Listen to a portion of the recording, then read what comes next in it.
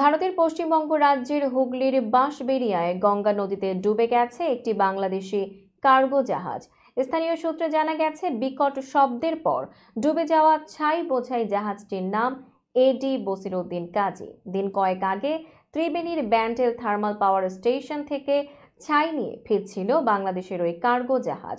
সেখান থেকে দেশে ফেরার পথে হুগলি জেলার বাঁশবেড়িয়ার কাছে এই দুর্ঘটনা ঘটে। ইতোমধ্যে জাহাজটিকে উদ্ধারে কাজ শুরু করেছে উদ্ধারকারীরা।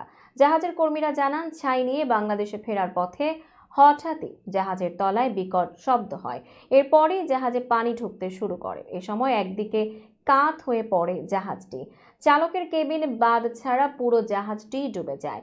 বিপদ বুঝে স্থানীয় প্রশাসনের সঙ্গে যোগাযোগ করেন জাহাজের কর্মীরা। স্থানীয়রা আরও জানান, এখন গঙ্গায় পানি কমে যাওয়ায় জাহাজটির কিছু অংশ আবার ভেসে উঠেছে। তাই জাহাজের ভেতর থেকে ছাই বের করে এনে জাহাজের ওজন কমানোর চেষ্টা করছেন উদ্ধারকারীরা।